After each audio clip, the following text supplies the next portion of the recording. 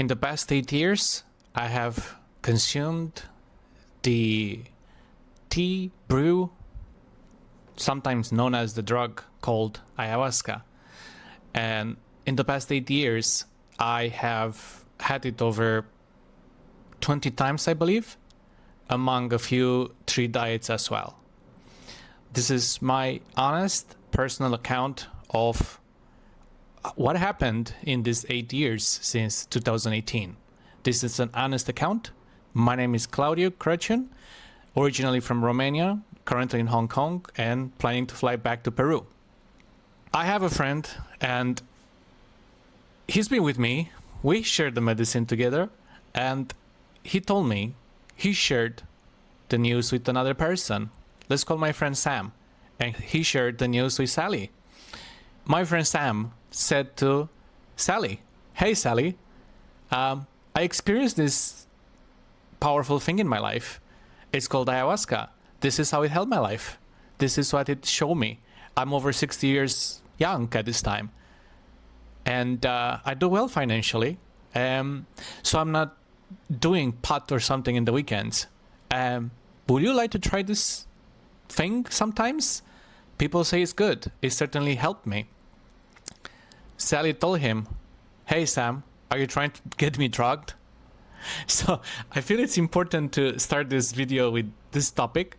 So I don't believe it has to do with certain cultures or certain beliefs, but maybe personal understandings and what the modern society and modern medicine and the law labels ayahuasca to be, and derivates of the ayahuasca, and basically the whole realm of those kind of what they call drugs as psychedelics.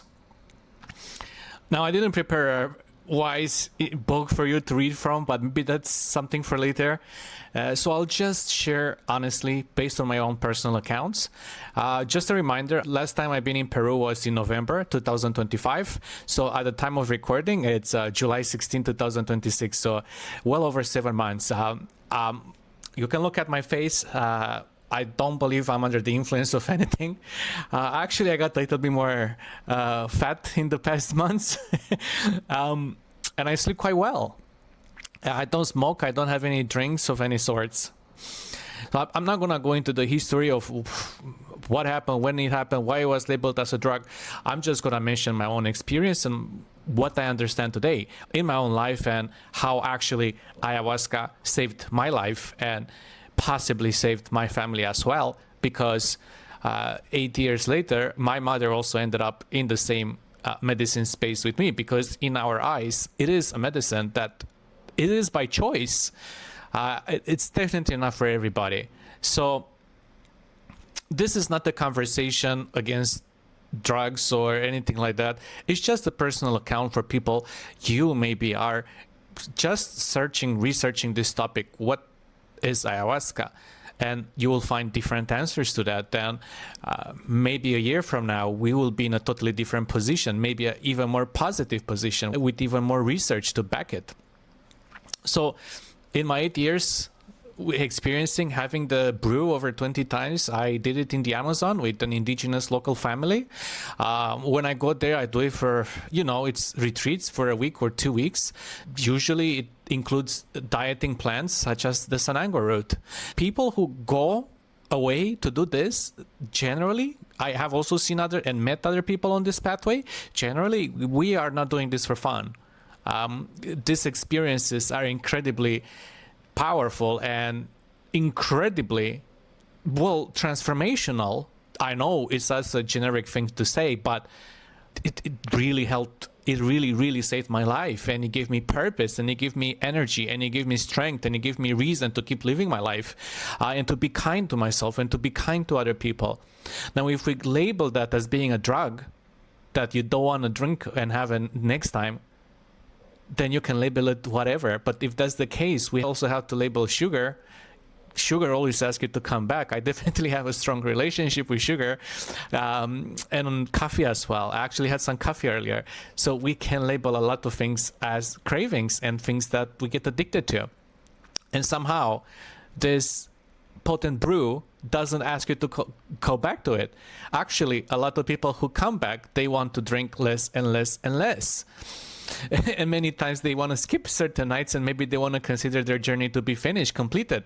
So in my opinion, a drug can be something that could get you hooked up on it, that you have to consume more and more and more often, and actually it's not improving your life long term. It might give you a buzz or something, but a real drug, as I've seen in videos and movies and things like that, it actually destroys your life. And there's so many accounts of that. And, you know, there's people who also lost their lives in that, you know, unfortunately. But this brew, this medicine, which today I believe it to be a symbiosis of plant spirit, of healers, of doctors, you know, you make what you want with that. But in that space, in that field, it often what you can see with your own eyes. And it is not purely a hallucination. Other people share accounts of seeing the same things. So if we are all in a mass hypnosis or a mass trance or something, that we are shared the same thing, so be it. But at the end of that, we all hug each other and care for each other. And I don't mean that in an adult way. I mean that in a positive, loving, caring way, where we respect each other's boundaries. And, you know, if somebody is crying, we try to encourage them and to be there for them, at least to be an open ear if they wish to. And usually those are strangers. And then at the end of such ceremonies, to become family. And it's a deep profound bond happening in those moments. It feels like a total liberation of what's going on there, you know. And yeah, for the first part of each ceremony, it's a massive hell, you know. I went through my own hell as well, and often I go through that hell every time, because I realized that hell is actually, imagine going and having a shower of, you know, sweat and things like that. It's exactly what happens when you're going through that madness of that experience. It's you actually just letting go of things, and then once you let go, then it's beautiful, and it's just amazing. It's just joy and happiness, and that love that everybody seeks. Everybody wants the good damn trip, so to say, but that can only happen once you let go of the things that don't serve you, and everybody suffers. Even I suffer. And I think also some of the shamans still suffer. And it's all right. You know, we're all human beings. Nobody's perfect. We carry things. You know, the next day we're going to get some other emotion that somebody else share with us, that they're going through something. So maybe that emotion will be stored in our body somewhere. So at some point we have to let go of that. And that's what it is. That's why I think it's a technology. I know it to be a technology. It's in the sense that it will X-ray. It will scan your whole body, your spiritual self as well, everything that you are. And then you will know how they can help you. So it is a technology in that sense. It's something that helps people. It's helped my mother too. Looking back at my life, 8 years ago, I wanted to kill myself because I was such in a bad shape in my life. I contemplated, what is the purpose of being here? I don't get it. Like, it's all systems, it's all messy people, and everybody's going through madness and something. People are like, taking advantage of each other. It's all money everywhere. And, you know, my family was supportive and kind around me. But these are hard topics that maybe my mother wouldn't understand, wouldn't know what to do about it. Maybe will send me to go get a job or something. So that changed. In 2018, I believe it to be in February, that was my first trip ever to Peru.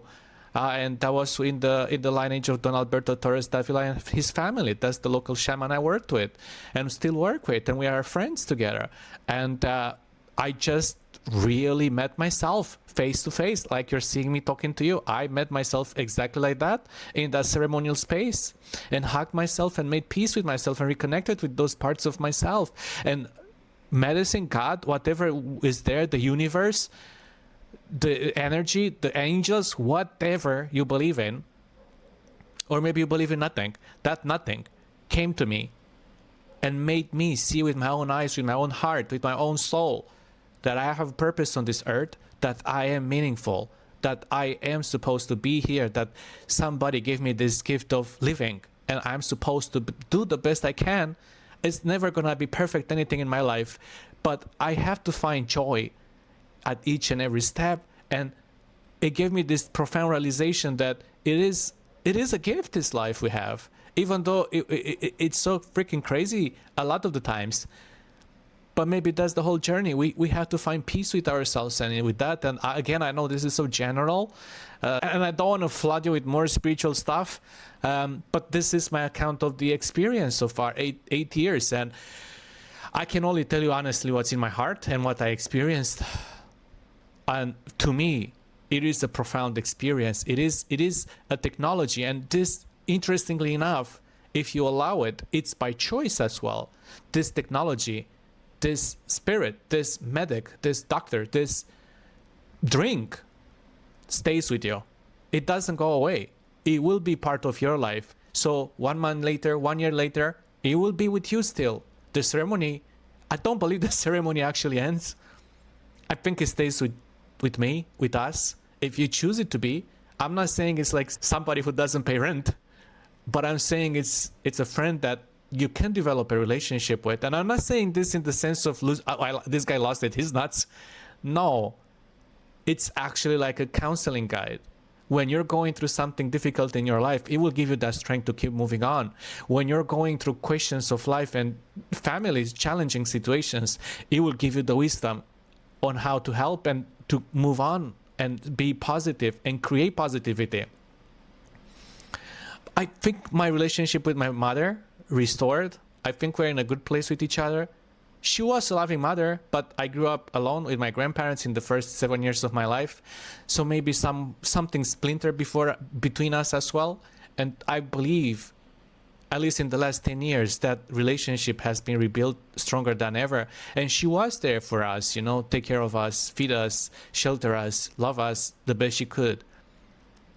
But that's one of the results of this experience of over 8 years of drinking it. So if my own mother went there with me, my own friends went there with me, does this make us a group of druggies? You can call it whatever, but we are happy and we just wish well to everybody. And I think in the end, you have to make your own research, your own choice, and maybe you don't need it. Maybe it's just something on your pathway to hear about. Maybe it's not something you need to experience. But if it's something calling you, dig into it, research into it. Do all your research. In the end, it won't matter. You will forget everything in the experience. And if you take part in it, you will get exactly what you need. And now, the next day, you don't want to drink it anymore. So that's the difference.